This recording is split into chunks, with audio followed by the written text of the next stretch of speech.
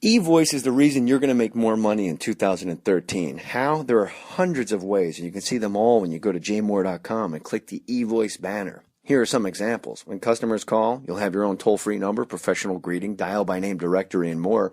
You'll sound like a Fortune 500 company and blow away your competitors. E-voice even takes all your voicemails, transcribes them, and sends them to you instantly as a text or an email, so you can check voicemails before the meeting ends and not look rude, like I do when I'm checking my emails as I'm interviewing a guest. Oh, busted.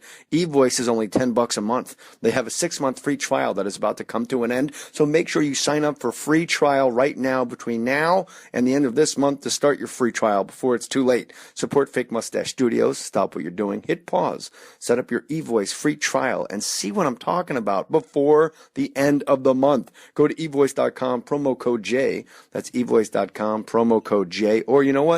Just go to jmohr.com and click the eVoice banner right now. And don't be a rude guy. Be a good guy, a cool guy. Be an eVoice guy. In the time it takes you to go to the post office, you could probably finish a handful of other important tasks on your busy schedule. Why keep wasting your time like that when you could use stamps.com to get postage right from your desk? With Stamps.com, my friends, you can buy and print official U.S. postage for any letter or package using your own computer and printer. Get everything from stamps to shipping labels. I would like to have shipping labels. I got them because I use Stamps.com. The instant I need any of it, I got it. Hand it over to your letter carrier. They do the rest. You'll never have to go to the post office again.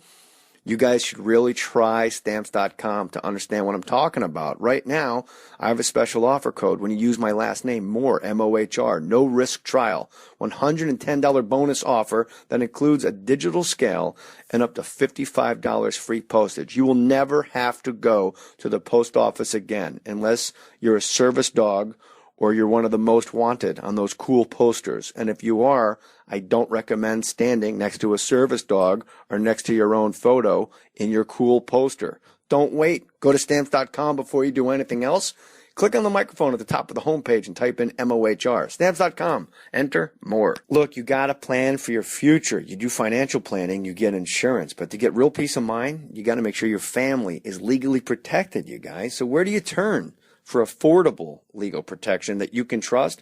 LegalZoom.com. That's the spot. For over 12 years, they've been helping Americans get personalized wills, power of attorney, living trust, real estate documents, and more. LegalZoom also start and maintain businesses with incorporation and LLC filings, trademarks, and copyrights. Their time-saving service was developed by a team of experienced attorneys, and LegalZoom takes care of you from start to finish. LegalZoom documents have been accepted by courts and government agencies in all 50 states. LegalZoom is not a law firm, but they can connect you to an attorney and provide self-help services at your specific direction. For even more savings, enter my last name, M-O-H-R, in the referral box at checkout. If you're a parent or an entrepreneur, don't wait any longer. Call or visit LegalZoom.com and protect what's yours. These mics are exactly how I started out, you know. Really? Yeah. And then to really make it happen, you cup the bottom just like this. And that's how you block out the bass and the drums and everything else. He'll hear it on the headset. Let me try it. Yeah, we run a little bit hot tonight. I can barely see the road. You watch me do it. I do it on heat stage coming off. constantly. You block out all the ambient with your hand here and get it right down in there and really go. David Lee Roth is the guest. I've been looking forward to you coming in here for a long time. I'm a huge Van Halen fan. In fact, when I wrestled in high school, all we listened to was Van Halen 1 over and over and over. But I got to give credit to Mr. Indiana here. You are also the guy, when you went solo, you didn't half-ass it. The only reason I know who Steve Vai is because of you, because he was in your solo career band. So you brought a lot of really cool musicians into the fold. Like, all of a sudden we were going, who's this guy that's making the guitar talk on tour with David Lee Roth? A little bit of class and a little dignity and some respect, along with the pirate laugh and along with the drink tickets and the two-tone shoes, comes a real salute to musicians, particularly the ones who came before there were microphones or before there was even a camera to want, to lust to be in front of, or even behind. You know, we like to be behind the scenes as well. What about all of our colleagues that long, well, in West Point, they call it the long gray line. What color is our line? If it's show people. Oh, showbiz in general? Probably white for Coke. The long white line that goes all the way back before there was microphones. Robert Johnson. Hello. Go down to the ground. That long white line goes long before there was any video screens or movie screens to watch. Just Sunhouse, just chopping up chunky rails. Yeah. You're an old blues guy at heart. I mean, you can't hide that. You can have all the samurai swords and high leg kicks you want, but I know, I'm your ice cream man. Stop me when I'm driving by. Like you got some R&B chops, man. I dig it. Thank you. Well, I think Jay, it was mostly a case of second generation. We didn't know it at the time in the 60s, but, in terms of the real root of who we were imitating were, 74-year-old dead black guys from places like Rutherford, Mississippi, and, points even farther south into the Delta. If you listen to half the Stones and the Zeppelins and the list is quite long. Well, it's Stones and Zeppelin just steal the songs entirely. Boom, you got a lot of That's that. Two albums. That blues I'm a King Bee and all the B-sides they took off of Willie Dixon that nobody ever called bullshit on. Well, now that we're coming all the way around full circle, there's the longevity. That's where you can turn 70 and 80 and ultimately move, often into your 90s if you survive it. That's the kind of music you go back to the root of it. What inspired you to do covers like I'm Just a Gigolo and stuff like that? Not exactly blues stuff, but you certainly wanted to pay an homage to maybe the crooners, I'm guessing. Big band. No, it's not so much crooning as the stomp. The difference between sing and stomp is instead of that swing, here's stomp. Like this. I'm going to be playing probably this November, the 25th anniversary of the Blue Note in Tokyo, with a big band there. And big band is the original hard rock. They load up on those low saxophones, and they load up on all the baritones and everything. The last place we saw trombones. Hello, bwop, and you can feel the boom in the room. If you look at your beer glass, it's making those little circles that start in the center. It is amazing. Back in the day, that was like their Van Halen, like Little Brown Jug by Glenn Miller. And it was like, oh, it's on now. Yeah. Like, come on, let's dance. And you could feel that in your stomach. It made guys want to have sex or fight. Like, it was that kind of rock. The hips don't lie. So now the Duke Ellington Big Band just called recently to see if I wanted to play with them. And we will do those kinds of tunes, but it's that stuff is way downtown. There's some dirt under the fingernails if you do that kind of music right. And they were the first ones to do the cutting contests that everybody became familiar with. The Savoy Ballroom, Chick Webb versus Benny Goodman. And they both had to play the same songs, but you could cook it up, in your own arrangement, and then the audience would judge you, and play until 9, 10 in the morning for the breakfast shift. Woo! Talk about the long white, talk about the long white line. That's why they were still dancing at 10 o'clock in the morning. The Roth Show is your podcast, and it's a video cast as well, right? Yes. I listened to it. I was on the road. I was listening to it, and I was late for my own gig because you're out there, bro. Like, you really go out into the stratosphere, and you circle it back around. Where I start thinking when I listen to the Roth Show, and I encourage all my listeners to listen to the Roth Show and watch it, you go off on a tangent where I go, oh wow, this guy's really fucking crazy, and then you close the gate behind me, and I realize he's not. You definitely have all, you call back and you bring it all full circle. It's very impressive. Thank you. It's me washing your balls. Well, it's campfire. It's learning to tell a story. Yeah. It's learning to get everybody to gather ever closer to the speaker. But how do you do that when you're sitting by yourself? How do you know what you're saying is is of worth, or does that come from being a front man that everything you say is of worth? It comes from being slightly autistic, Jay. It's better with an audience, but I don't really need one. Oh, you had a great line. I would prefer an audience. Yeah, but wouldn't we all? It's hard to get paid without one. Oh, you know what else too? I'm so used to being around the neighbors at 5 a.m. You know, I'm a little hyper. You know, I don't sleep a lot of hours in a row at 5 a.m. I can't wake up the neighbors with music, so I started dancing around without music, and I just humming to myself. And originally the dog fled. He's used to it now. No, that's his name, Fled.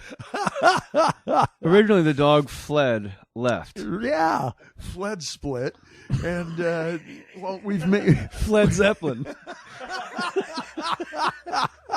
It's a dog's version. Yeah, exactly. Stairway to the Doghouse. Very well. It Right goes after down. this. You said dirt under the nails about those old band leaders, and I remember I've talked about you and your band and all different bands that you've been in at depth. I'm an audiophile, and I love like songs like "Hot for Teacher," which starts with that long, cascading drum intro, and then Eddie, playing obviously. But it's not for me. It's not till "Little Girl from Cherry Lawn." How could you be so bold? That's the sentence that the hips don't lie. That's the sentence. Like the whole song is so banana. I don't feel tardy. Like it's all fun and great. This is don don don don, and it's really like just a great riff. It's a sped up blues, but not until you say "Little Girl from Cherry Lawn." How good! And I was talking to Rob Riggle. We were on a sitcom together at the same time, and the listeners won't be able to see it, but he goes, "Oh yeah, that's the only part of the song where there's some." He just made that look with his mouth, and I went, "Oh yeah, that's the hips don't lie." A little bit. You put a little salt in the rice. You don't drench it. Season it. Just a little something. Little girl from Cherry. What made you pick Cherry Lawn? It's just a town in Orange County, dog, or there's little familiar things. If you go through my songs, there's everybody in there from Mark Twain to Batman. There's everything from Spider-Man to the latest Kurosawa epic. Who wins in a fight, Spider-Man or Batman? Who wins in a fight, Spider-Man or Batman? Well, you mean in terms of just the barroom coolest overall? Bro, let's not expand the circle here. Like everyone's drinking at a bar. Both guys happen to be in the bar. Some shit breaks out, and they're mano a mano. Who wins the fight? Oh, that's Spider-Man. Yeah, I think he's just going to web the shit out of him. Well, clearly. Well, yeah, he has your utility belt. He can't reach 360. For it. He can occupy that space between the floor and the ceiling, like a rock climber. Batman has to, actually, he's terra bound. He's part of the ground, but Spider-Man terra bound. He's 360 out. He's anywhere in the room, including dangling. How do you whip that? There was a right answer to that question, and you got it, Dave. David Lee Roth on Mohr Stories, getting all the answers right. What is your favorite Van Halen album? I don't know if there's an entire there has to album. Be. All right. Let me put it a different way. All your Van Halen albums are sinking in the ocean. You can only grab one to show the electron in the sky when your time is done and go, this is what I did when I was with my mates and we were all getting along. This is it. That's pretty amorphous, and I'm not even sure what amorphous means. Let's say we're drowning, I have to grab an album because it's the one a Brazilian supermodel on an island. Yeah. And I want to show to her.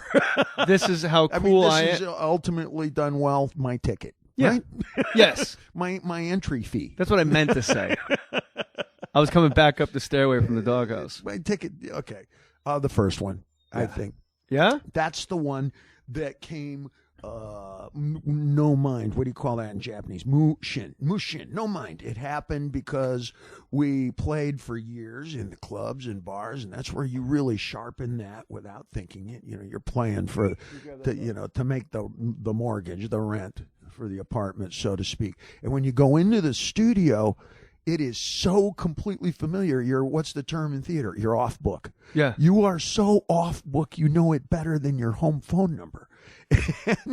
And you can, just as folks like yourself, when you're so off book, which, for those of you listening who are uninitiated, means you don't have to read the script at all. You know every syllable. If someone wakes you up and says we're on page 40 and he just said, hello, you know what your line is. You're complete. You got it. And you don't think about it at all, like getting into the car, closing the door, releasing the brakes, setting them. You don't think through those things. Your mind is somewhere else entirely. No mind. It's no mind. The archer becomes the target. Hello. And you become the studio, and you play the music. You don't play the studio. Your whole mind is on where this music is going to be, where it's going to sound, etc. But you're not playing the studio. Later on in your career, you will be tempted, if not completely induced, to go in and play the studio like it was a musical instrument. Wow, what's this button? Ooh, listen. It's echo, J A A A. Let's use this on everything.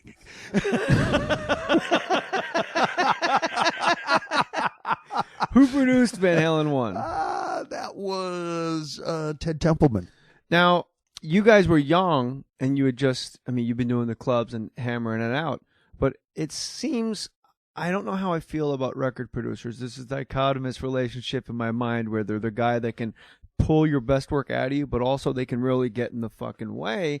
If you guys know exactly Running with the Devil and Ain't Talking About Love and all the, Atomic Punk and all those things, like you guys know those, like you said, no mind. Now all of a sudden you got a producer going, yeah, but how about why don't we bring in the horns for that number? How much of a producer, actually educate me. Role of these are good thoughts. These are clear thoughts. A good producer. Is it to just completely stay out of the band's way and every once in a while say, I think you want to dial that back a little, my man? I think you have very clear thinking. This is a great question because if you're Whitney Houston, for example, in her prime, you are going to require as much attention as Manny Pacquiao, which means 110% from Freddie Roach. He's got to be there right down to, what'd you eat for breakfast? Show me. Yeah. What time are you going to be here for? Let me talk to your handler, make sure that's the truth. Is she going to be here at 11? I want to hear at 11:07.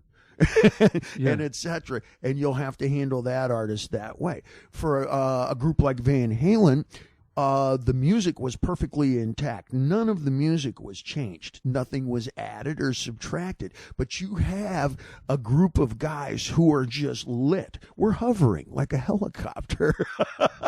When you're excited the night before something and your body doesn't quite touch the mattress, just your elbows and the backs of your heels, and the rest of you is just a little off the mattress. You can slide a paper back underneath, and you're like this. And when you walk into that studio, you're incandescent. You don't need flashlights. You got an aura like a burning tire. And it would require then somebody like a Templeman to go, hey, man, take it easy. Slow it down. Oh, so that, okay, good. Like in an ambulance. Half the job of an EMT in a New York State ambulance is to slow your heart down. So Templeton, you guys came up. So we might have had a sped up Van Halen 1 if it wasn't for Ted Templeton. We would have missed all kinds of interesting moments, and most artists, good ones, finish writing long after the ending. It's a good expression, isn't it? Yeah. Somebody's got best art. You got to know. You got to know when to walk away from the easel. Somebody says, "Hey, maybe 4 minutes on that solo was adequate." Don't get me wrong, boys. You are free birds. But maybe 4 is adequate. None of the songs... and you got to say it in a way that doesn't cause World War IX. Did you guys use Templeton on the next one and on... all the way through, like, Mutt Lange did Diver Down? No. Templeman worked. So he was your career. guy. All the way up through 1984. I think what we got 6 Van Halen. He was on all of them. So because I'm in show business and I know we'll call it spiritual guidance. The actual note for note and lyric for lyric was well intact when it came up into the light of day, and that's just a product of the Van Halens and I being very, very thorough. We have a work ethic that we rarely discuss, or at least up until just recently, as part of the magic trick, is to make it all seem very spontaneous. And yeah, we just signed up to be pirates, and it turns out we're geniuses. Nah, there's 1,000 million hours of practice and boring repetition, and time to do vocal stacks again, and this kind of a thing. And it's year round. The band rehearses up at Ed's place, and I maintain my chops in a number of international studios over and over, all year round, particularly when we're not touring that year. Most acts don't do that. Well, you were just in Japan. Your girl, she's really cool. Shelley Toscano. Thank you. Has been helping out a lot. Super easy, accessible. A guy like David Lee Roth, you think there's going to be like this crazy batshit crew around you? No. Completely easy. And you pulled up. You see, we take ourselves very lightly around here. We would fit in our this motto space perfectly. Yeah. Well, shit. Next time Van Halen wants to rehearse, I think this garage is a perfect place. Do it, Dave. Don't fuck me on this. This is a big thing I'm betting on, Dave. Rehearse. This looks like our bedrooms.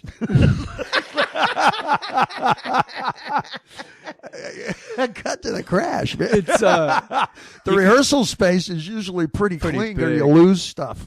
Yeah.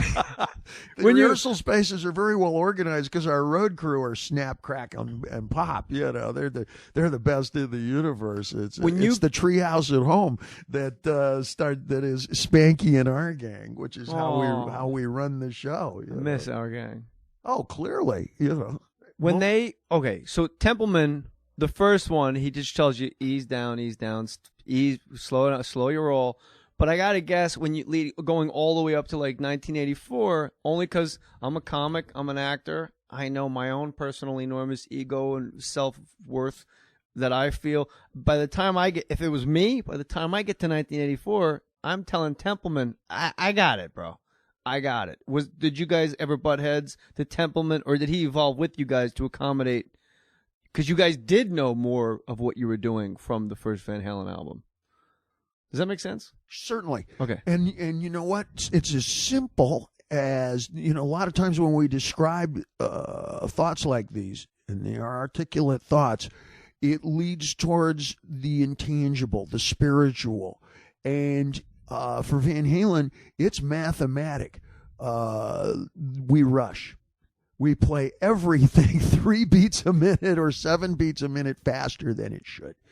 And I, for example, am really hyperactive with absolutely no attention deficit syndrome. You can come back here 6 hours from now. I won't even have changed my legs. But I'll be talking even a little bit faster, man. And the Van Halens are the same kind of thing. Yeah. So it's a case of somebody who is dispassionate saying, whoa, slow down in there. Don't use it up in the first 3 rounds. You got 12 tonight, kid. So the relationship stayed the same. It is very, it's tangible what a producer brings to the Van Halen proceedings. An outside view, for example, of when I'm doing the lyrics, it's something as simple as, do you understand what I just said? Or I'll try on somebody and I'll say, beat's working. What does that mean to you? And one person will go, well, that means when you're on vacation and you're in a hammock and you look over at your gal and you go, woo, sure beats working, doesn't it, honey?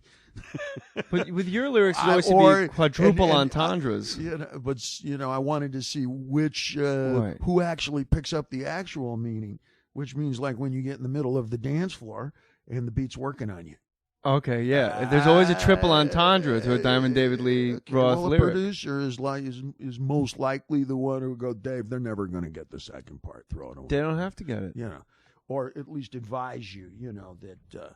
if they smoke enough grass, they're going to get all 6 versions of your lyric. Well, it'll go by a little slower. Whose idea was it? Did you guys? All right. I remember when 1984 came out, and I want to talk again. Everyone has to go check out the Roth Show. And as far as existential stuff and as far as spiritual stuff, this is the place, man. This is good. I dig it. When Eddie Van Halen decides to play organ on Jump, people lost their minds. They're like, here's one of the greatest guitar players of his generation. He's going blink, blink, blink, blink, blump, blum, blum. That was very brave of you guys, and it worked. It was a huge hit. When you hit Templeman with that, does Templeman go, "What are you guys doing?" Or was it embraced as, "I like it"? What was his response to that? Or what was the response within the band? Did you guys argue about that at all? Well, you got three different thoughts going here. I do. When we did Jump, if you think about it, it works mechanically the same way what most of Ed's verses in songs works. You know, something like "Running with the Devil" is da, da, da, da, da, da, over and over. Da, da, da, da, just repeat that. It is the same hand. I found the simple life. Exactly. Oh, it's in my blood, Diamond Jump Dave. is almost It's in the my same blood. thing. Just change a couple of the cards around, like 3-card Monte. Yeah. Over. It's the same kind of hand. It's the same feel. When we switched over to keyboard, think of it like, well, you know, the great master would look at you and go, "Oh, so you're good enough with that brush and that black ink and all the variations that you can do all the calligraphy characters in Chinese. You can do all the paintings of snow, air, light, wind, and etc. You're good enough to add a little color now? Okay, let's see what you can do." Right. And in the greatest paintings in calligraphy, you'll see a little bit of red, a little bit of yellow, a little bit of green in the leaves. Just a little bit, just enough to wake you up. And that was the little. Hello. I love it, bro. Hello. How much? By the way, Yeah. Hello, that's Yiddish for yo. When you write a lyric, is there a phrase that gets stuck in your mind and you carry around with it? Are you carrying it for a month or so before you go, "I might as well write this down. I can't shake it"? Or do you hear music and then try to apply lyrics that fit the paradigm of the music? I write constantly. There's notebooks around me constantly. All right. So that I'm always compiling notes of if somebody says something interesting, or if you see a song, a book title, or a movie title that may lead you to something else. Let me know if I'm the one that said it, though, in the liner notes. Of course. In the liner notes. I want to thank Jay Mohr for saying "fled split." You know, in the liner notes. If we were doing Broadway, there's a song. Yeah. If you were doing something like Chorus Line, well, that's a song. In in the liner notes. Yeah. That's actually a title or something. You're right. Good. Somebody was talking to me recently the other day. They said, "Are you familiar with Jay's work?" "Oh, no, man, he's seriously funny." And I thought, seriously funny. That's a great title. That is a great title. And what does it, it can mean 16 different things. He's seriously funny. It's an oxymoron, like military intelligence, jumbo shrimp, seriously funny. Well, it can also mean that when you turn the sound off on the TV, I can't tell if it's drama or comedy. Yeah. That's, and... Not a lot of drama running through these veins. Okay. Well, but the best I'll pull comedy, my pants down and run down the street if it'll make my neighbors happy. All right, that's great deflection. The best comedy comes out of the most pain. But I don't know if I don't. Yes, but I don't see a lot of people from Auschwitz taking the mic at the local comedy club. But I do see a lot of comics that are very self-obsessed and self-absorbed. That I think bring their own pain. If you want to go back to the masters, I think. They never set their luggage down. They never put the baggage down to be free on stage. You seem completely unencumbered with any baggage, any weight, like a hot air balloon. There are no sandbags on Diamond Dave when you're on stage. Like, you're just completely free. You're doing it. You're there. You're present.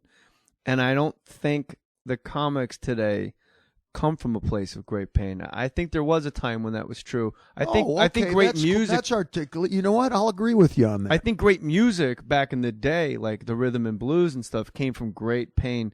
But I don't know if like Richard Belzer or Dennis Miller or George Carlin came from places of great pain. I just think you're born a comic. They were more observational, perhaps. Storytelling. They were great witnesses. Yeah, perhaps. Should we leave all this shit in?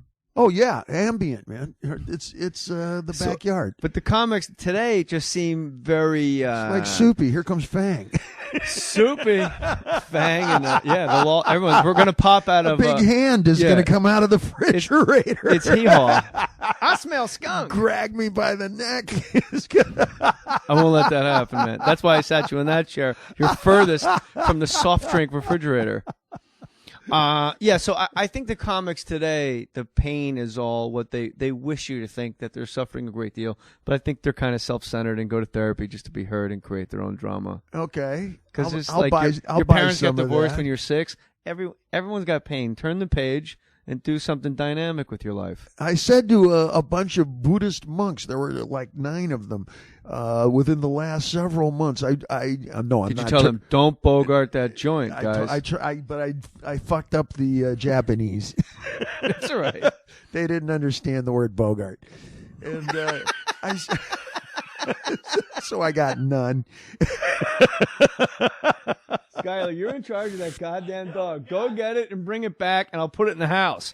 So you said to Buddhist monks. I said to them, I have an idea, and I'd like to get your impression, because I'm not around Buddhists very often. And no, I'm not turning Buddhist, and I don't chant. My chant is, where's my waitress? Yeah. That's my mantra. How long I got to wait? Where's the waitress? How long we got to wait? What's with the bread? That's Buddhist, right? Yeah. I said to them, though, these were very genuine fellas with the robes, and they were at a monastery north of Tokyo. And I said, okay, I'm going to give you an expression. Tell me what you think. I said, there is no laughter in heaven. And you could have heard a pin drop. And, I was going to save them. If it went too silent for too long, I was going to, go and save the day and go, I mean, like Catholic heaven. But what makes you get them to laugh, and let the air out of the tire. But they really sat very silently trying to ponder what that thinks. And it addresses exactly what we're discussing here. Yeah. Does the best laughter come from something painful or something going horribly wrong, then wronger? Then you just got to laugh. Is there such a thing as actually laughing without something going wrong? Can you think of a joke that happens where nothing goes wrong, but it's hilariously funny? Take your time, because I can't. I mean, I have a lot of jokes. I don't even like to call them jokes because they're not jokes. They're stories, and it's things that happen to me that are bizarre.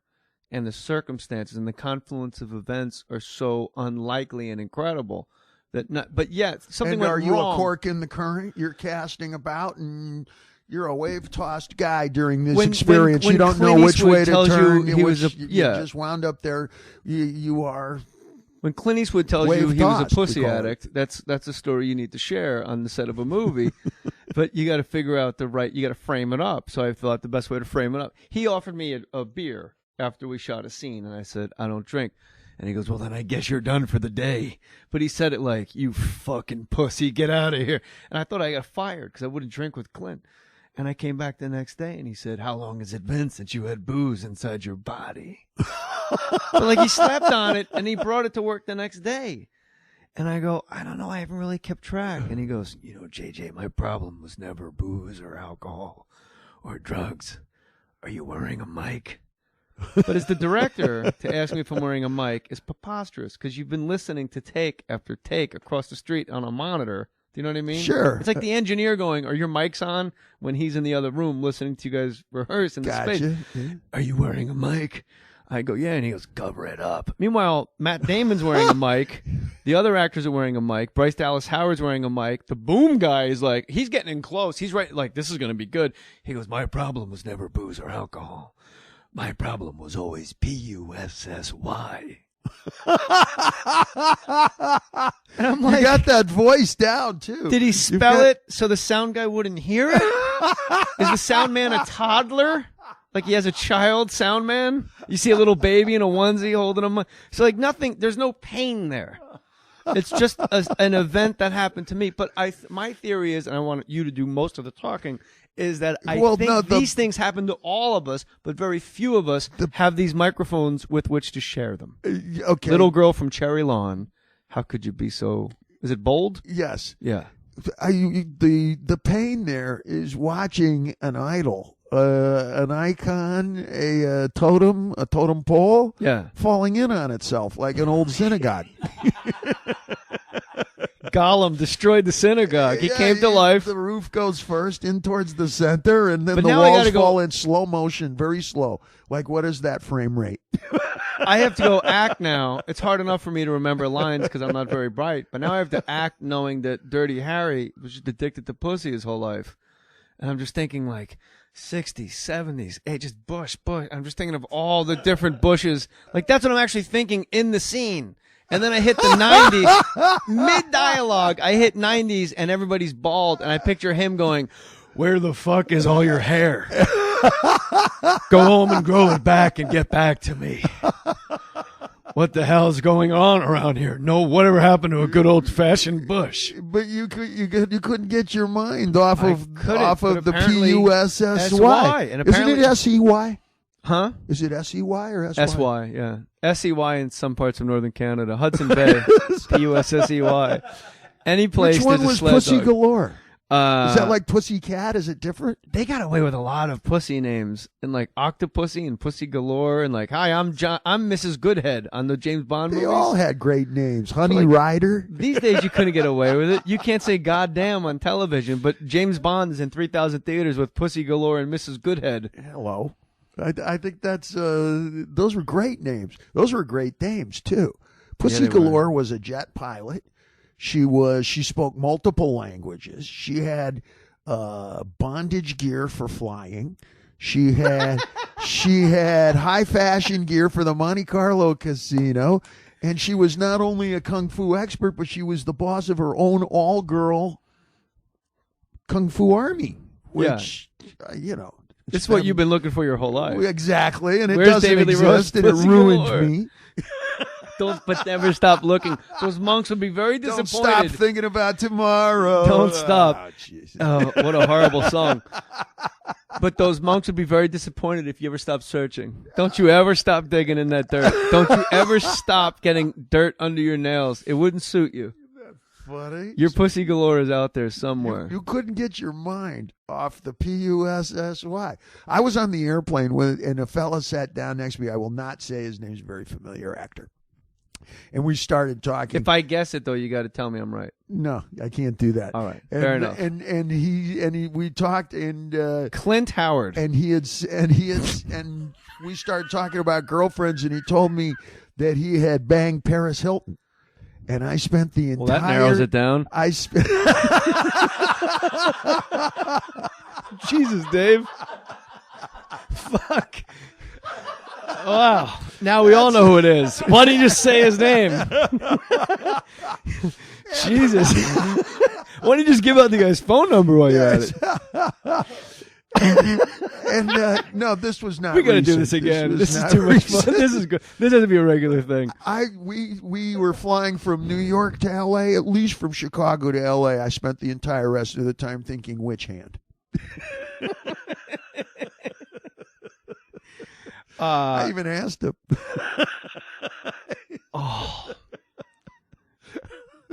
Who brings what to the table when going back to Van Halen? And then I do want to talk to you a lot about Crazy from the Heat and all that. You seem to have the most. Lead the way. You seem to rock the hardest with these two brothers, which, by the way, I must say, brothers, they are actual brothers. I don't mean two black guys like, hey, man, you're going to sing? Two brothers. I meant actual Eddie and Alex and Michael Anthony. How it must, this is just me as an outsider looking in. It feels like it's never a democracy if two of the guys are brothers. If the band comes to a vote, I don't really see Alex and Eddie splitting the vote. You would think the brothers would stay together, or is that the dynamic of those two? You would think that, but we solve it with basically between 3 and 6 basic ingredients that we all use. We don't really vote. We use volume, like who yells the loudest. We use proximity, which means who can stand the closest to the other guy and seem the most threatening. And we use repetition, which means take your thought and say it over and over and over and over and over again. And whoever gives up first, well, we don't do that guy's idea. I would think Michael Anthony tapped out first most of the time. He wasn't part of that tag team. He's the high backing vocal guy. Great bass player, great vocals. Yeah, there are 3 opponents. You follow? And the brothers are not unified. So they don't vote as a block. Even the idea, if you would suggest that they were unified, would receive great disdain. I got time. Because it would suggest that somebody's not unique. It would suggest that somebody doesn't have their own. They'd get an argument as to whether or not they vote as a block or not. Contribution that is different than any other unique contribution at the table at any given time. Is Alex to suggest really tall? that somebody was a member of a team would deny all of the aforementioned. And there's a lot of that, whatever it is, in guys that make you want to raise your voice here. Is Alex tall? He seems very tall. I think he's about 6'2". Something like that. You can't really sound like that on the drums unless you have that kind of a wallop. There's because you're regular height. You're the same height as me and Eddie. You guys, Michael Anthony seems a little petite. But my skull size is off the map. And you're that's a front man, dude. It's when I go to buy a hat, I got to get the extra, extra, extra large, and that's where the sound comes from. Look at most singers. You got these great big brain pans that resonate that sound like whop. Brain pans. All right. I want here quick quiz, and there's a right answer. What's worth more, $30 or your hat filled with quarters? Me in particular? Yeah, you said you had a giant head, so a big giant hat. Oh yeah, my hat full of quarters. Easily. That's correct. Easily. Who comes up with the ideas first? It can't everybody at once. It can't ever be a real democracy. And I know maybe you don't want to reveal the secrets of the band Van Halen, but say when you guys are coming up with tunes, a Hot for Teacher, for example. Are you Hot for Teacher and you bring it to the guys and go, I got these neat set of words and I think you can come in here. How does that collaboration go without getting too technical? Or it's probably very boring to you because it's what you do all the time. But you got to understand, it's kind of my favorite band, so you have to indulge me. I will indulge you. Tough shit. Tell me. No, these are great questions. All right. There is no one working format for how we get a song done. Sometimes Ed walks in one part of the song, nothing but the chorus, and I'll sit with him and we will build the music together, and then I will go write the lyrics for it. More often than not, I have dozens of different lyrics already written, and when I hear a piece of music, whether he's written one part or an entire song, then I just know right away, that's Cowboys and Indians. All right, we'll do this song. Oh, I know what that is. That's Homeroom. And we'll do that one. You follow? Yeah. So I'm kind of picking and matchmaking in that fashion. I've done songs before, like on the latest album, Stay Frosty. I wrote the whole song myself, the chords on the guitar as well as the vocals, etc. So there's 9 different roads leading to Rome. There's no one way to greatness. Greatness is the way. That's accurate. But more often than not, Edward will have a piece of music, a chorus perhaps, or the basic verse riff, we'll say, or a verse and a chorus, and then I'll sit with him and we'll structure together the B part, the bridge, where's the solo go on this, because we both went to music school together. The brothers and I actually went through theory and orchestration at City College, but a lot of it stuck. So when it's time to actually put together a real song, it's done classically. And, so over the years, you can reinterpret that stuff endlessly. You can make it big band. I've heard our stuff played folk music. I've heard it done bluegrass, steel band, Virgin Island. I've heard before orchestra style. And that's because of the way that it's written. It's written classically. Yeah. It's not done blues style where we just start strumming on a chord. You've seen bands do this in documentaries. Stones do this frequently. Where somebody will start strumming on a chord. And then the band kind of starts with it, and then somebody goes, hey, what if we go to A? Silver train is a-coming. Okay, well, if you're one of the original blues-based R&B bands, then you can kind of get away with that. But it's a quick trip to Moon in June. Yeah. It's like, well, I'll just run into the next room with a pencil and paper and scratch you up some historical lyrics. Yeah, right. Yeah. What you'll get is a voice coming through the door going, What rhymes with spoon?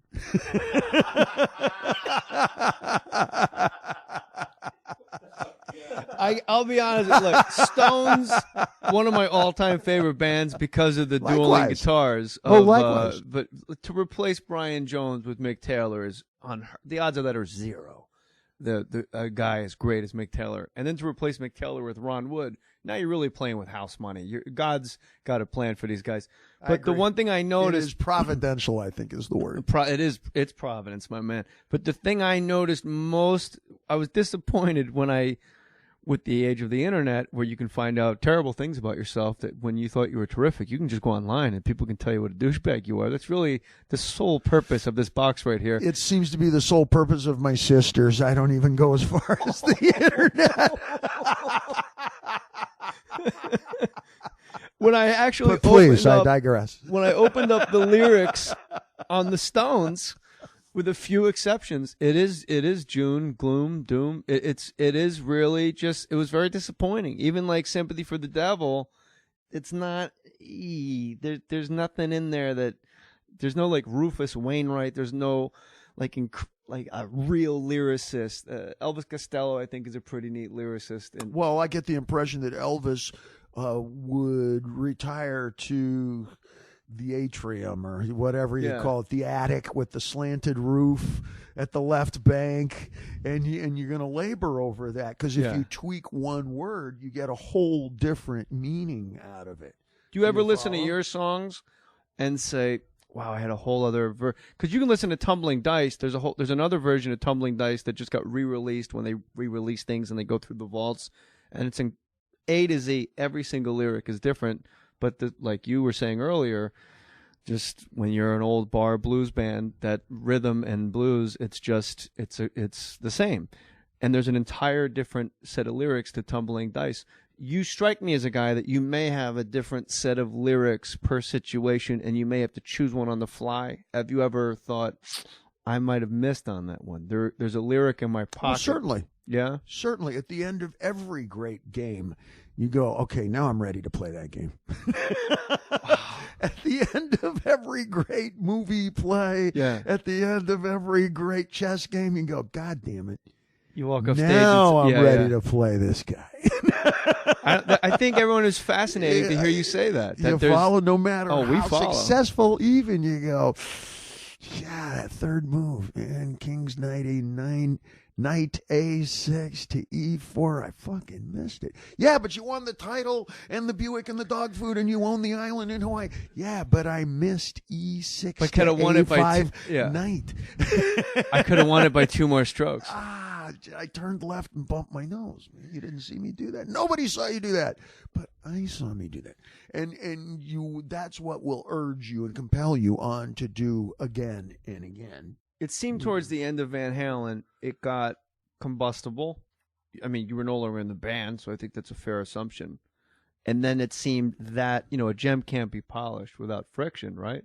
But it seems like when you became Diamond Dave in all his glory, Crazy from the Heat, and your solo albums and your videos, your long-form videos, seemed like you were it seems like that's the fun you had intended for the journey of Van Halen. And maybe did it get too serious? And then once you were released to be yourself, am I reading your life accurately, that when you were doing your first 2 solo albums, that seemed to be the most fun I'd ever seen you have?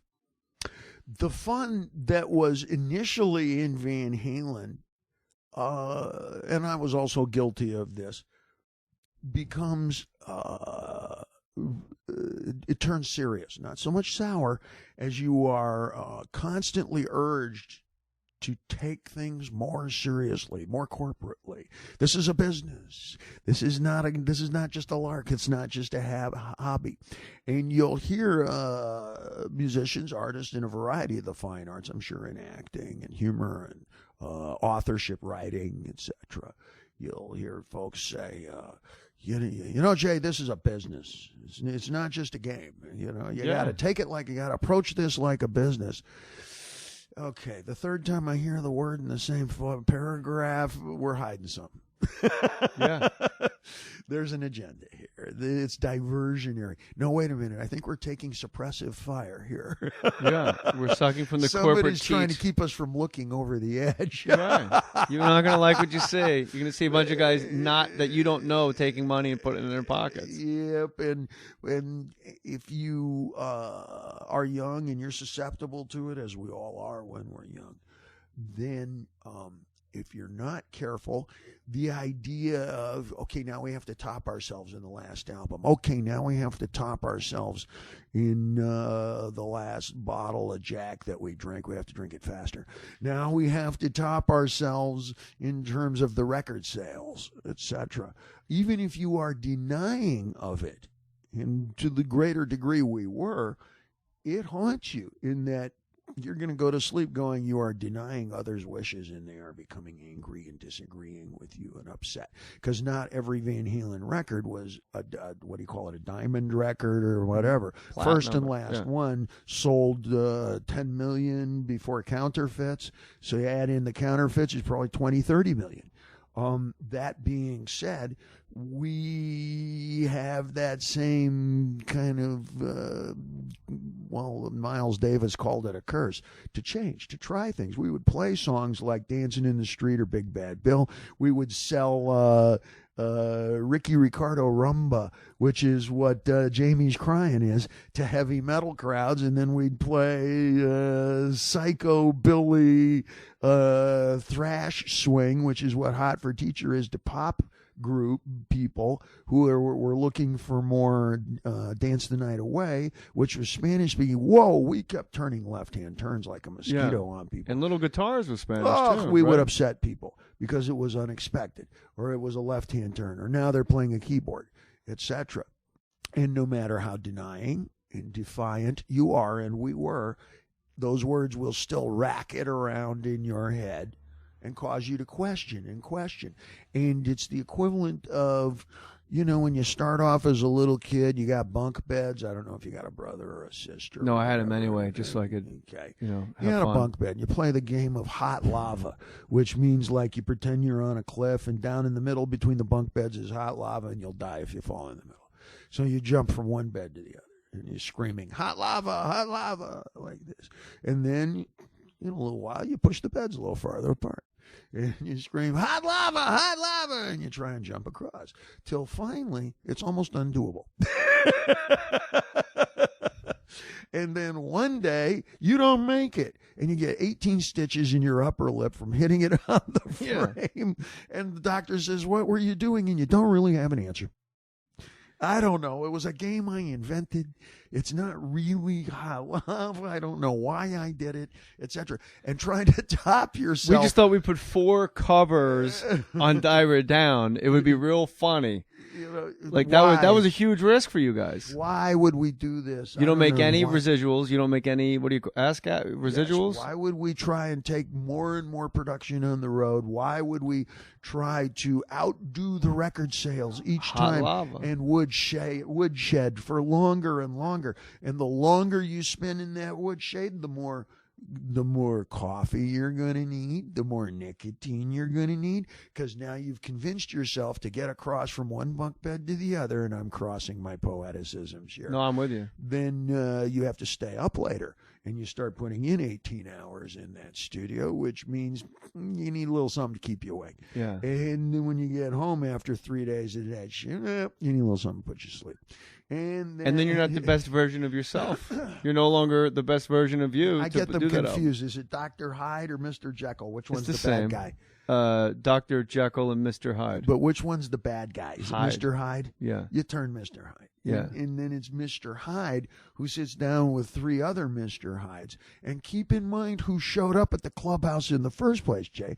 We are people, by and large, who couldn't follow any rules as kids. And now we're in charge of not only making the rules, but enforcing them. The lunatics are running the asylum. I say the bunk beds aren't far enough apart. I'd say you're getting scared of lava. Whoa! Who said that about you, son of a bitch? I'm not afraid. I can hit that note. I can play it faster. We can lay an instrumental in the middle of 1984. And next thing you know, everybody's falling down into the same lava, upside down into the crevasse together, because we put the beds. We convinced ourselves that the beds had to be so far apart that we were going to outdo, etc. And the only thing that you could put on the gravestone instead of "in celebration" would be the last thing you heard us say, which would be, "Watch this." Is it safe to say that you were having fun? You had fun in your solo stuff. It seems like you had the most fun. Is that safe? Not beginning Van Halen, because that's new. The greatest joy in life is to begin. But it seems like when you had your solo stuff up and running, that the corporate entity that was involved came to you and said, "Oh, that's the thing, Dave. You can put the bunk beds anywhere you want. You can put them anywhere. We don't care where you put them. We just want you. You can do covers. You can do Sinatra covers. You can do I Ain't Got Nobody. You can do a long form video. You can spend $5 million in prosthetic makeup and have a 14-minute video making fun of corporate." And that's what they let you do. That as long as we were selling the records, yes. Well, you sold a ton of records. Yes. You had ridiculous musicians on them. I had about 5 more summers of platinum. And when I lead left singer Van was Halen, a fellow we all heard of at the time too. We did real well with it, but you know what really compelled that spirit, and it was a blast, is I don't know if I agree with Faulkner in that there's no second chances in American culture. Anybody Maybe that's been there divorced is. knows there's many second chances. Okay, I think there may be. I had a some full second dress chances. rehearsal. I started over at 35. Okay, bingo. Perhaps in the 20s or when Faulkner was around, it was a bit different of a culture or whatever. Nevertheless, and for all you new young artists or fine arts players out there, and this is whether you're going to be an architect or a dancer or a playwright, a novelist, anything that's with engineering, anything that's drawing lines or anything arts bias, is that the initial years of starting something from scratch are always going to be the ones you treasure the most. Yeah. I remember reading in a book, Brassai, the photographer, who hung out with Henry Miller, the writer, back in the 1920s in Paris, France. He said, Henry and I, and it's a bizarre number, lived in 90 places in the space of a year and a half because they never had any money, and they kept getting thrown out of little tiny hotels and rooming apartments and rental places. He says, but we always seem to come up with enough money for half a pack of cigarettes, some red wine, and some pretty girls.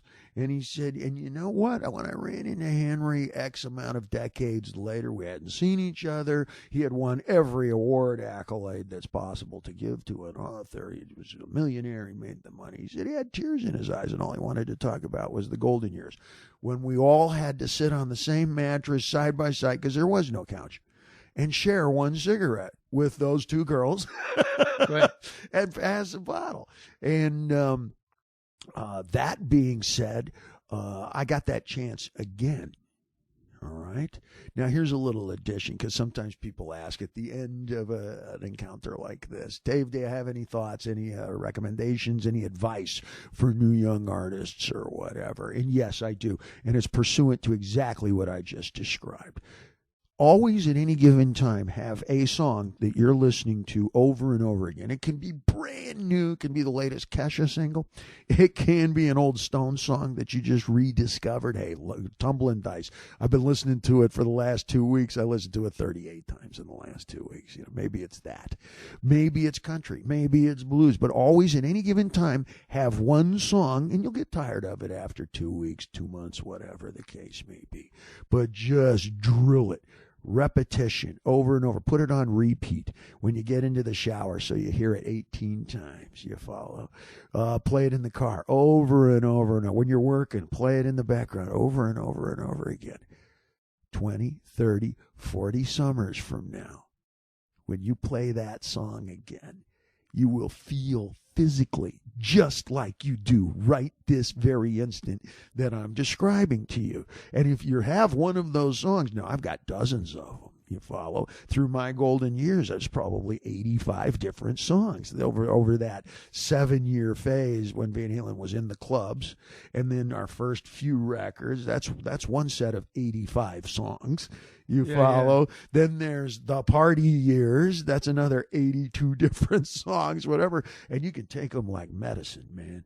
You follow? It's like changing the lighting. It's like, you just go there. And you won't just depend on your memory. It's time travel. Oh, it is time travel. And it won't just be your memory with a bottle of Coors Light and a buddy going, hey, remember old what's her name? The one with the high shoes. What was her name?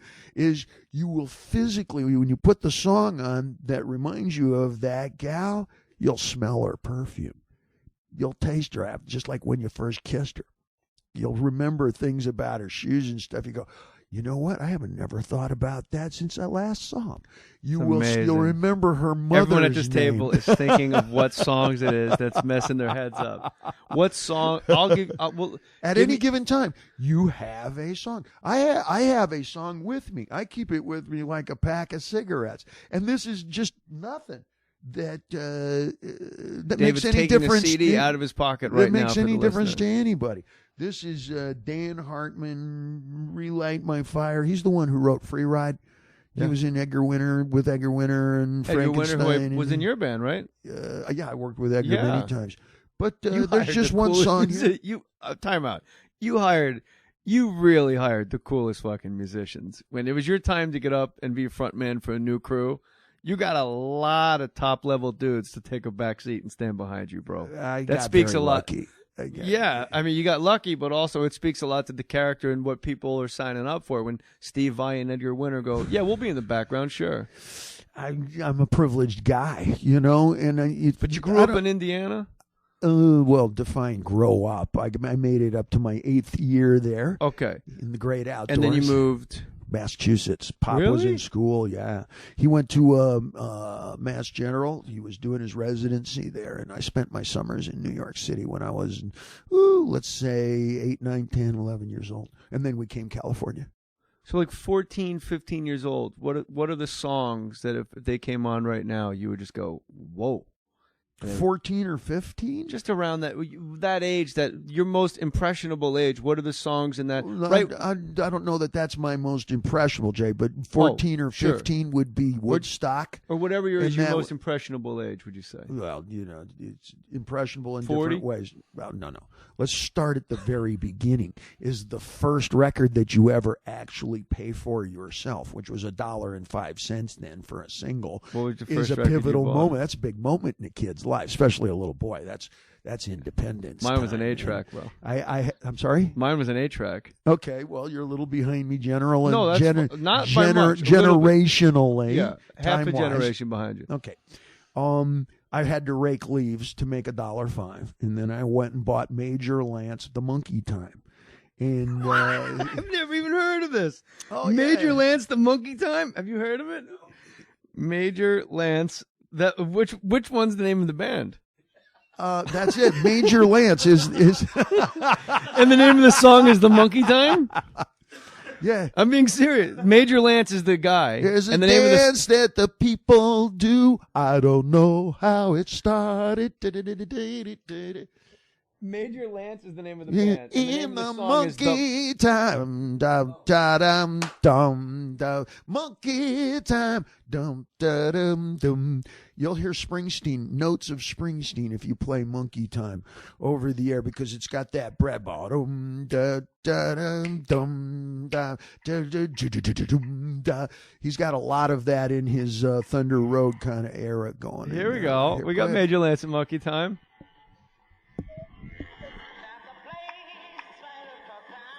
That's it, huh? Sounds like Springsteen. Every time they bring the house lights up, there's a different group of 3 people dancing behind them. It's a great song. Look at you. You're a child. Are you ready? Oh, yeah. I know this song. For the monkey time. Dun, dun. Now he also had another song. White America must have loved that one. Oh my God, that was super soul. And the B-side was even more popular. And you remember Sting's da do do do da da da da. That's all I got to say. Yeah. Well, there was an even better version of throwing away the lyrics in that. It was called like same guy, B-side, and it goes I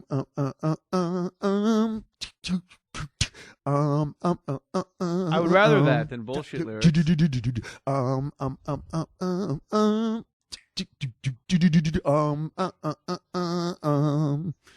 That's how I started singing, walking around and doing that when I was about Monkey Time. I think I was 12 years old when I bought that record.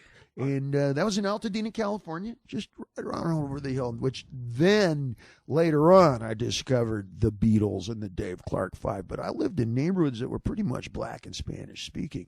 Pop was just getting out of school when we moved to California. We were not well-to-do at all. So we started in a little tiny place the size of this garage, family, and the neighbors were black and Spanish speaking. So, This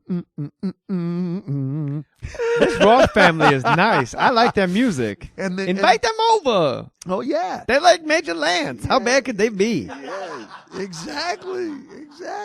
You know that little boy with the Brill cream in his hair. His dog ran away because he kept dancing by himself. That boy danced by himself and the dog fled. Didn't he though? The dog ran away. He's not right. The Roth boy ain't right.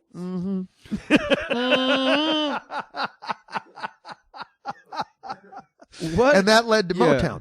Yeah. And so that Major Lance predates Motown. When I was 14 and 15, that's when the Doors and it started happening. The hippies really kicked in. So everybody who was at Woodstock, the Who, Tommy was kicking in right around then. You're a rock and roll guy, and I asked this of rock and roll guests. I've asked the Black Crowes this. I've asked a lot of guys that have been on the show. I asked them the specific question. Sting, you brought him up. Sting and Stuart Copeland, for some reason, come to almost fistfights after every show. Now, it's odd to me that a drummer and a bassist, you can back this up, that's the spine of the band. They're supposed to sort of be tied at the hip. They're the bottom. You, the front man and the guitarist. You guys are the top, and together you make a little show. I don't understand how a bassist and a drummer could argue over time after every show. Are they arguing over timing? Yes, and time and whatever? One of them was always saying it's too fast, and the other one's always saying it's too slow. Stuart Copeland goes crazy and starts shoving, and Tantric Sect Buddhist, I'm holier than thou. It sounds like a Saturday Night Live skit. They start assuming tantric poses. Yeah. Jedi mind. Sting just smiles at him, and that makes him more angry. Okay, well, I can share with you something that I saw that may illuminate what you just described. This was in New York City. It was right around Times Square. Sun was going down. Was Friday or Saturday night. Lots of foot traffic. And it was in August. And it was unbelievably sweaty hot. And there were two fellas, African-American gentlemen, looked like they were in their 90s, with really frayed suits, okay? Like they got them at the the Goodwill, whatever. Like where the elbows are wearing through and the knees are wearing through. And one of them is standing up. He has a guitar, okay? An old guitar, like an old Stella, whatever. The strings are all mismatched, etc. The other fella is sitting on a drummer's stool. He has a snare drum and a hi-hat, and that's it. And he's so reed thin skinny, you can see his knees through the pants. Like when you put a flag over your hand, you can see the hand through it like this. And they were arguing over how the song went. But one of them's right. This is in a part of town where if you pass the hat, somebody will steal the hat. Yeah.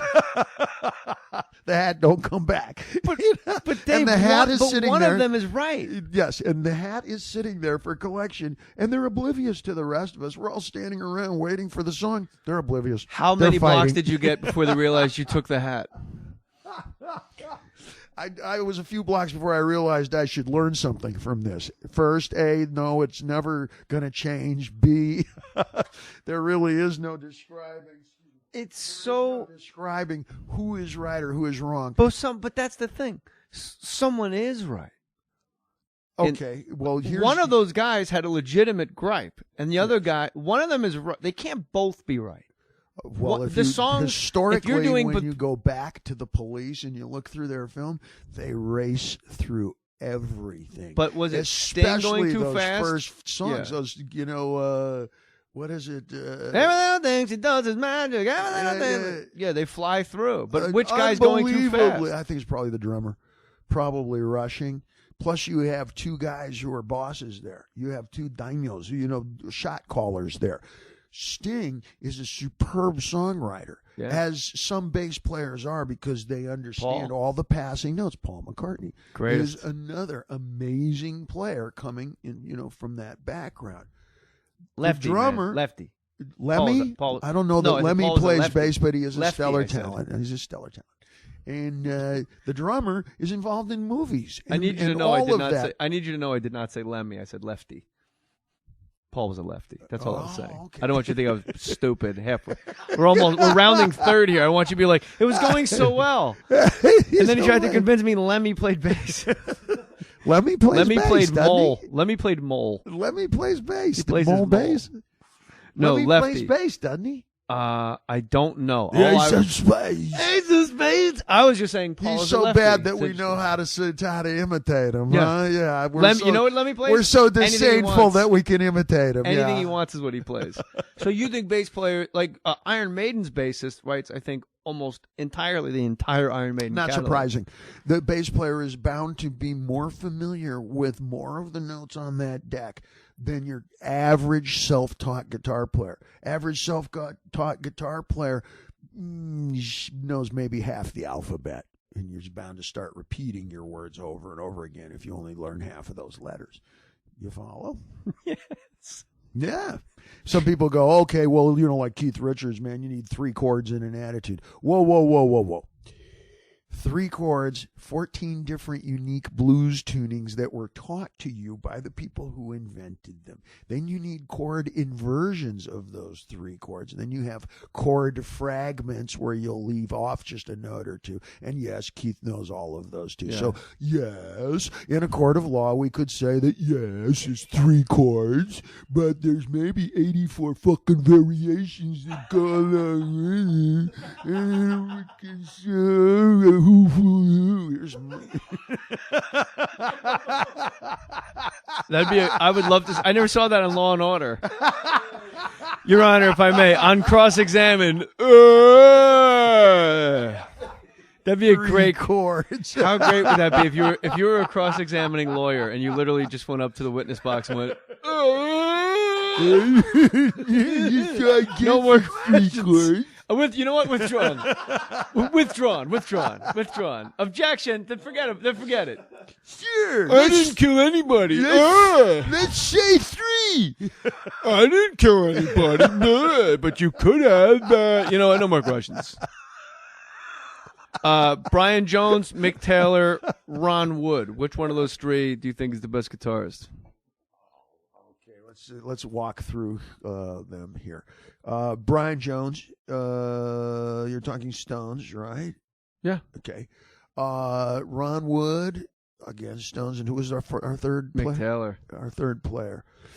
Ooh, that's an interesting call. I'm going to say overall the most memorable stuff is going to be Mick Taylor. Yeah. That is song-wise, it's more blues oriented, so you could say that in terms of succinct 3-minute 28-second, that might be somebody else.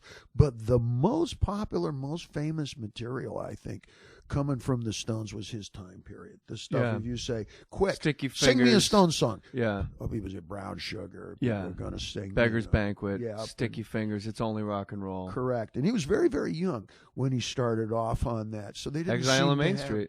Yeah. You know what's weird about that? Adventurous. They were taking chances. I was just going to say. Which doesn't happen a whole lot of time now. A lot of those songs, 2 of the guys wouldn't be there. And Keith would play bass. some like Charlie would be on a boat someplace, and Mick Taylor would like sit in on at Montserrat a lot of the time. Like Keith did Happy, he laid everything out by himself. Nevertheless, they're taking chances. That's what I'm saying. It was very adventurous to have Mick Taylor in, and then Keith go, well, he's not here. You know what? I'll sing it. I'll lay it down. You play bass. It's like when they did Dirty Mac, and people are just watching Keith Richards play bass with John Lennon and Eric Clapton, and everyone said, I didn't even know Keith played bass. It's like kind of going back to your yes, and he could play the bass. Sure. It was adventurous in concept. A double album in itself is an adventurous concept that we don't think of a lot of time. When you say it, everybody knows what you mean, like quicksand. Everybody knows what quicksand is. When was the last time you saw it in a movie? And it seems real slow. There used to be quicksand in every fourth adventure movie.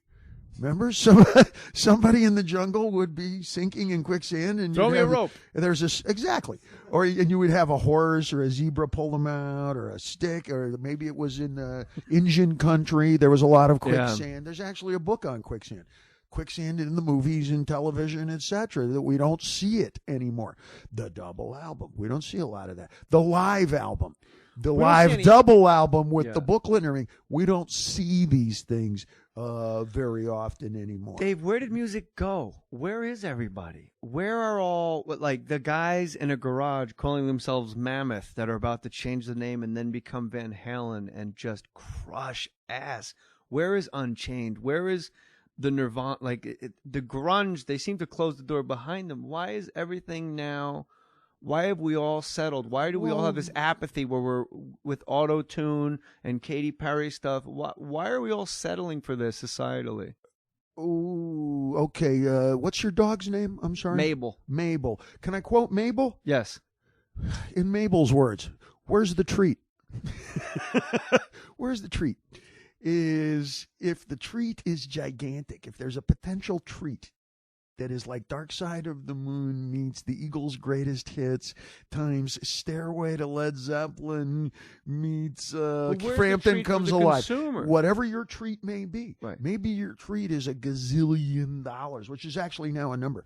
$1 gazillion in a bank account. Maybe your treat is, wow, I'm gonna use my celebrity to travel, and everywhere I go will be But you're coming from the smile performer's point of view. I'm asking you as a consumer. I'm asking you as the guy when something as basic as Steve Miller comes on, and I like Steve Miller, but like when Fly Like an Eagle comes on, I go, holy shit, this is fucking rad. He was competing for the treat, and the treat is no longer there in the same size, shape. Why can't the consumers demand that they shift their focus? Because no one wants anything that's happening right now. That's why Van Halen's on in my car right now.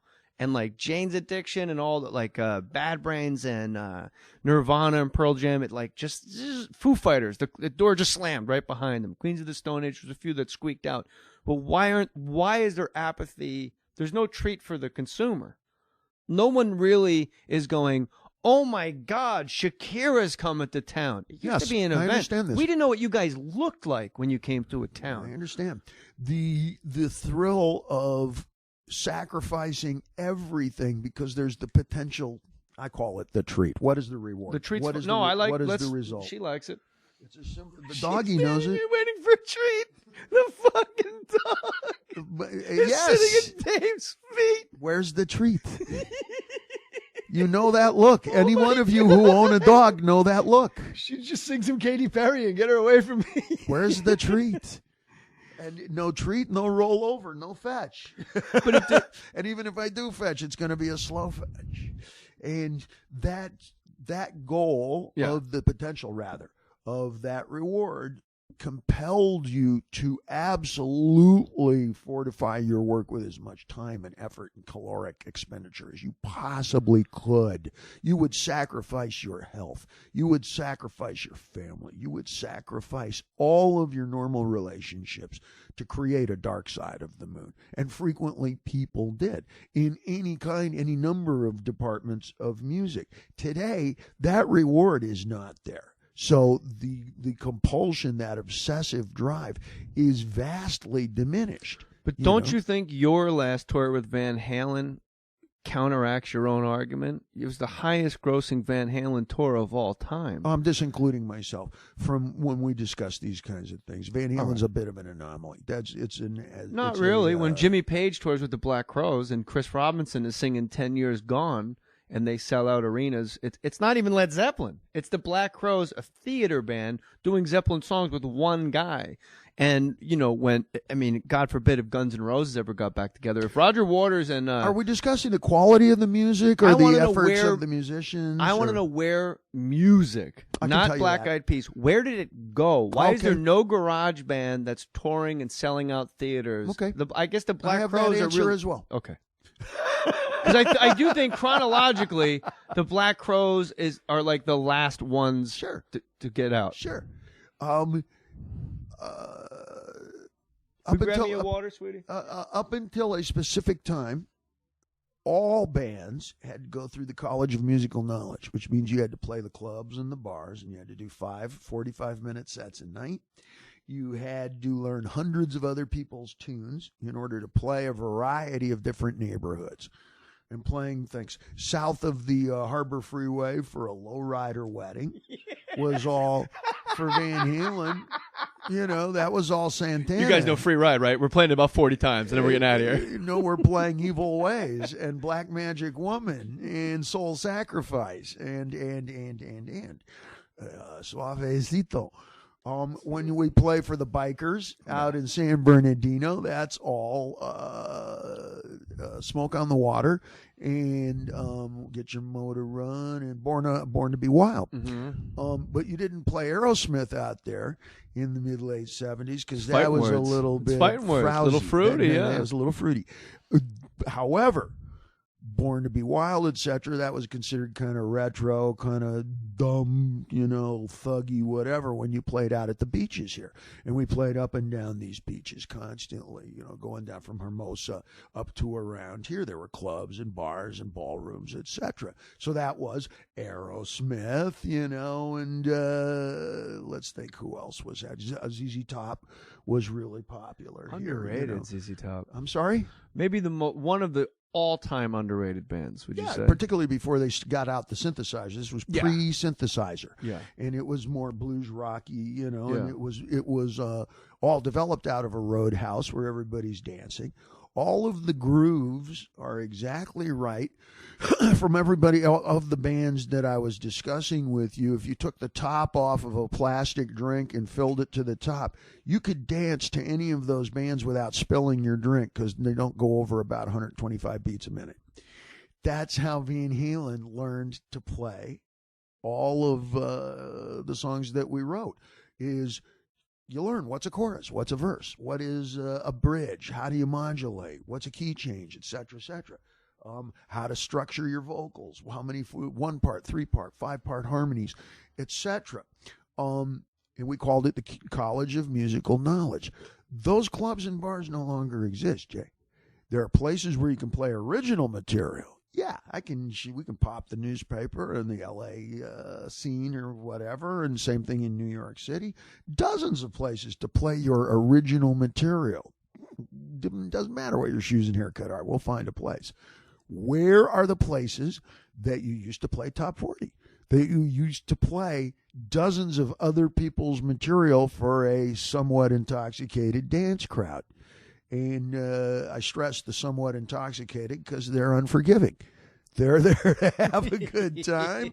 They're there to spend a hard-earned dollar. It's usually blue collar. They're there to dance. Don't get in the way. So, you learn a sense of popular music in its infinite variety. Right. And those places coming around, I'm going to say mid-'80s by then, had started being all replaced by people with stereo systems and turntables.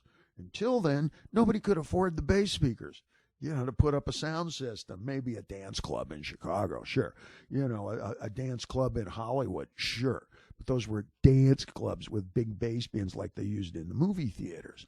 Until the late 70s, till, those early 80s and everything. Then Sherwin Vega showed up with bass speakers for $200 that you can go, Average club owner goes, why do I want to dick around with a band anymore? The band shows up late. They're drunk half the time. One of them hits on my old lady incessantly. One of them. I ask them to repeat a song. They look at me like I got 6 eyes in the front of my face. They're constantly asking for a raise. I'm going to get my cousin with a great record collection. He does this Saturday Night Fever thing. He's going to show up. We're going to install a realistic turntable. We're going to get a couple of those fucking Serwin Vega bass whatevers they are. I'm going to hang them in a ceiling like I seen in a movie. And hey, Mr. Rock Band, up yours. Closed. The sign turns closed. And, you know, I never heard that angle before, Dave, that playing the importance of learning to play other people's material. I've never heard dozens of musicians on this show. Absolutely critical. I think it's the stripping. Your time in Japan has done you well, and you're studying with the Buddhist monks. The stripping of the ego allows you to come, just full disclosure. Oh, you got to be able to play other people's stuff. Hundreds of other people's songs. If you didn't go to no school, one has ever said that on this podcast. Oh yes, you had better. They said, well, we had to in the beginning to fill time, or we had to, otherwise they'd get mad at us. But no one ever said, oh, no, hundreds of other. That's fascinating. You're the first guy to go. Absolutely, I love it. You do. Absolutely, you do. If you went to graphic arts school and you pick up a brush and some ink and go, don't worry, I'll get this. Yeah, right. And only a fool thinks that your pure experience can replace an education. You do need experience. But in 10 seconds, I can show you this is a triangle, Jay. This is a square, and this is a circle. You'd be amazed at how many people take that brush, the paper, and the ink, retire to the proverbial attic, and 10 years later come back and go, whoa, whoa, whoa, whoa. You got to see what I drew. I call it a square. You're holding your face in your hands going, don't tell me what's next. You got rid of the corners? Yeah, how'd you know? I call it a circle. Well, you just wasted all that precious time, talent, and ink reinventing the wheel. It's the name of your new album, The Wheel. Exactly. Because you can get crushed beneath it as well, as Herman Hesse wrote. So better to learn a couple of hundred other people's songs, and this is the square, and this is a triangle, and this is a circle. I call it a wheel. You can call it a steering wheel. You can call it whatever you fucking want. Just learn how to make one, and don't bore me in 6 months with, reinventing. So wheel. there was no shortage of Van Halen myths. Out of sheer joy of those days, you guys did more covers than anybody of your era. And now that I'm speaking with you and I've gotten to know you a little bit, is when you're taking a van up and down PCH. Oh, totally. So why not do Dancing in the Streets? Pure joy of playing the song. Not a care in the world for who wrote it. Not a care in the world for how am I singing it? Because 7 out of 10 times I'm actually trying to sound like the guy who sang it. Yes, and that's the thing with a cover. But because of my rusty pipe and my life of danger and international intrigue, hanging out with Pussy Galore's Kung Fu schoolgirls. Hello. Yeah. Even that's if Yiddish for yo. Yo. Even if I'm trying to sound like the guy in the Rolling Stones, not even close. Sounds like you, Dave. Everybody always says a good cover has to be different. It has to be not like the one before it. And you guys just went straight through the center of the sun. You did it exactly the way it was. Zeppelin doing When the Levee Breaks sounds nothing like When the Levee Breaks. We were lucky in that we have what's called a signature sound. Yeah.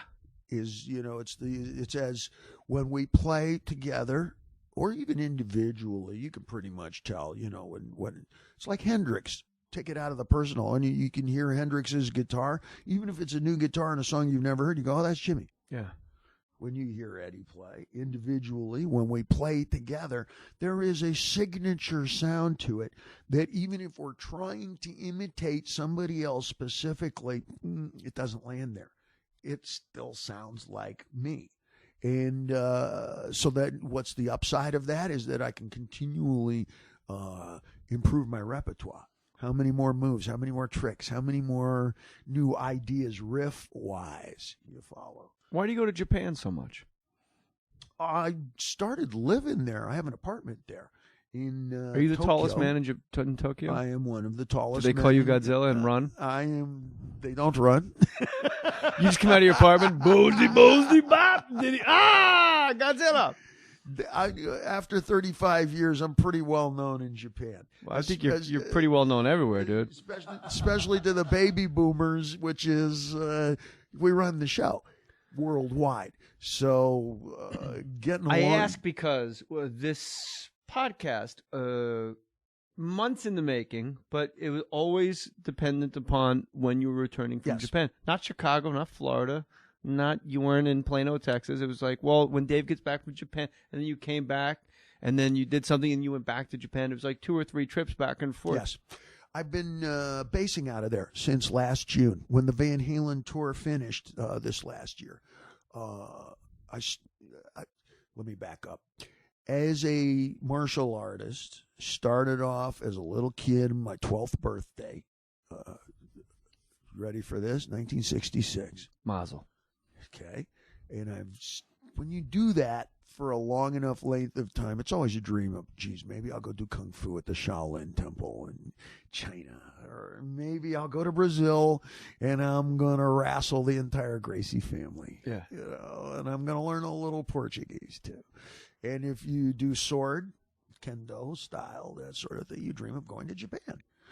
So that was always there. Think baseball.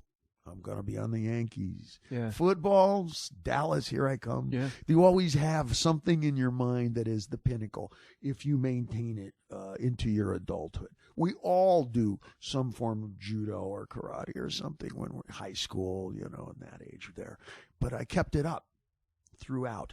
And I went to Japan to train for my teaching certificate with a teacher in Kenjutsu style. That's a sword style, like kendo. And I train there 3, sometimes 4 times a week. We do homework with that. That being said, you're not stepping out of the front of that apartment building or even into the lobby without some language skills. So I'm in school every day for Japanese language. I'm there every morning. Oh, really? Yeah, every morning for that as well. And then there's a few other things that, I add. If I was the lead singer of Van Halen, I would just walk out of my apartment and point to my dick. I can do that in Japanese now. I'd be like, you know who I am. See, in Japanese, you wouldn't use the single finger. You would use the entire palm. Oh, okay, go on. I'm with you. It's considered more respectful and friendly. Yeah. More inviting. Yes. Unsheath the sword. Please come in. Sure, yeah. I'm with you. See, I learned right now. Bingo. So isn't it? The Roth Show. I'll put a link up when this airs. I'll make sure to tweet this. Are you on Twitter too? Yes, you bet. You must be I haven't even gotten into your Twitter. What is your Twitter? How about everyone when they give their Twitter address? Shelley will give you all this. You don't know your Twitter address? I don't even know my home phone number. But are you tweeting yourself or somebody tweeting for you? No, I pick the pictures and I do the captions, and then Shelley takes care. She's the one who chops and channels the Roth Show and handles our websites. We design our own websites in Van Halen. These are all our ideas. Are you going out solo again, or is Van Halen going out again? What's happening next? Van Halen's up and surfing. We are headed for Australia in a couple of weeks. We have Australia. We need you here, dude. Sorry? Fuck Australia. We need you here. We're starting to maneuver outside the United States for the first time in years. We'll be in Japan. We postponed those shows. And that comes up, I think, in June. And then there's a couple of American hinterland shows. These aren't even secondary markets. This is like rural, where we move into outside Oshkosh. Like Pearl Jam versus Ticketmaster venues. Raceways in Montana. No, this is where rodeos take place. Nice. This is where stock fairs and stuff take place. We can't even fit a video screen into some of these outdoor venues, and we don't even consider them secondaries. It's just every now and then somebody will make a clearing, and I don't know where people come from, the campers, and it turns into a 4-day event. Yeah. And so a lot of bib overalls, and you get things. Oh, yeah. You get things. You get a knock on the tour bus door, And it'll be two folks, a husband and a wife, in bib overalls with two great big shopping bags full of freshly roasted corn that they grew in their own backfield, and they want to trade it for some autographs. Yeah, that's good. Oh, man. That's good living, man. You run into that kind over and over again. Well, y'all, come on down. You smell that? Yeah, man. Well, that's my barbecue. You just follow that aroma. Yeah, I'm as easy to find as the smoke in the air, son. And you come on down, and I'm going to feed you and all. Are these boys with you? Okay, I'm going to feed you all, and I'll need you to sign a record album for my daughter because I think she's loving you. And the daughter's 48 years old, and she does love me. I was listening to a Buddy Guy album I'm once. serious. He was in like Sweden, and the crowd was going crazy. And Buddy Guy goes, I get real lonesome on the road, but people say, when you gonna go back home? But I gotta tell you, it's moments like tonight. People make you feel at home, and Yes. it was a genuine, visceral. Like, you guys have made me feel like I'm not away from home. You've made me feel at home. So these places you're playing and the way you're received by bib overall folks with corn, I'm with you. Have been a traveling comic. You go to these towns and people go, hey, when you coming back? Are you ever going to play here or there? And you go, well, when I do go there, if it's full, I will be back. Hey, Vancouver, you kind of fucked it up on me. I don't know why. Louisville. No. When you come back to Louisville, I'm not. Because you didn't come. I will never not play Houston, Denver, L.A., Orange County, because they just keep coming. Okay. So you have a much more easier time, I would suppose, selling tickets, coming out the gate, selling 12 million albums is a nice kick in the ass. Well, it's everywhere. And we transcend one kind of neighborhood. Most rock bands, particularly today, appeal to one neighborhood. And Van Halen's a whole lot of neighborhoods. Yeah. Like I was describing the music that we played in the bars and clubs. Those are different neighborhoods. Think of it like that. When we do our T-shirts, our merchandise and what, I encourage the artists. I tell them, no, you don't just glue a logo onto a blue shirt and call it merchandise. Think of the neighborhoods who come to the Van Halen show. We have such a huge collection of Van Halen logo in corn. Hey, that's rural.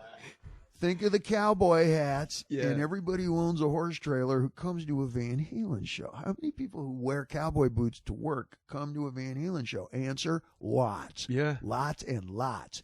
People who wear their blue jeans to work. People who wear the same blue jeans to the Van Halen concert, having come directly. Now look, fella, I wore my good hat. Exactly. Don't waste my time now. I got my good hat on. Well, that's a different looking T-shirt than your Spanish speaking audience, which we have, ginormous. How much work goes into the set list? Who's in charge of that? Set list kind of writes itself. That's, we've got the 20 greatest hit. We got more hits than Tony Soprano. Right. It's, Beethoven has one hit. Da, da, da, da. He's a hack. Earless homo. Oh, yeah, you're laughing. Sing me the other one. See? Take your time. What a deaf jerk he turned out to be.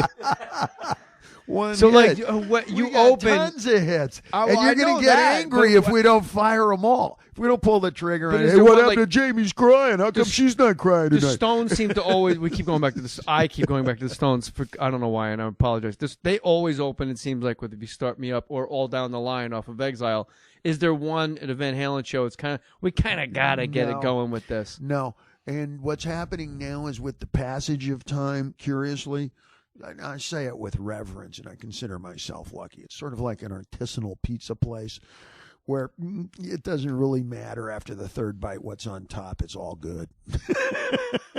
The Roth Show. It's like doing shots of some really good tequila. Yeah. But there's like 4 different bottles of 4 different kinds of really good tequila. After the third shot, it's nothing but good, and you can't really tell the difference. And nobody's going, hey, this isn't bottle number 3. Is that Were you trying to pull a fast one, Jay? Is that the same guy talking to Keith Richards? Yes, he only plays 3 chords. Put the lights on, man. No, it's just it's all good.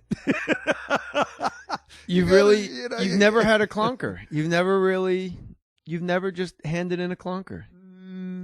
You may think so, but as a consumer of, I consider Van Halen the fine arts.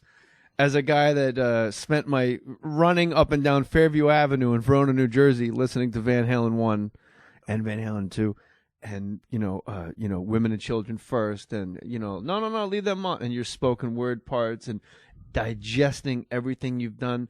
Your guys' track record is pretty damn impeccable. There's no clunkers in my mind, and that extends to your solo stuff because you were brave and you had those long videos that were very funny. Hey, I need change for the meter. Like, that was all real funny stuff that nobody was doing. You've always been brave, and I need people listening to this to make sure you listen to the Roth Show. It is a trip. It's very stream of consciousness, or maybe it's the illusion of stream of consciousness. We won't let them know. But I will tell my listeners that God damn, you're the coolest guys I've ever met, and I've held my shit together for well over an hour. But I gotta tell you, sitting across from Diamond, David Lee Roth, this is a pretty fucking big deal for me, man. Thank you so much. You're hot shit. Likewise. I dig it. Thank you, brother. So go check out the Roth Show, and Australia, you lucky assholes, go fill it up, you pricks. Fucking Australians get to see you guys first. So it's Australia, and then what's the website? And the dates are on the website. I was going to say, what's the website? VanHalen.com that's and DavidLeeRoth.com. VanHalen.com. How did you guys come up with that for a website? The name? All right. This has been Diamond Dave, David Lee Roth. Put your name on it.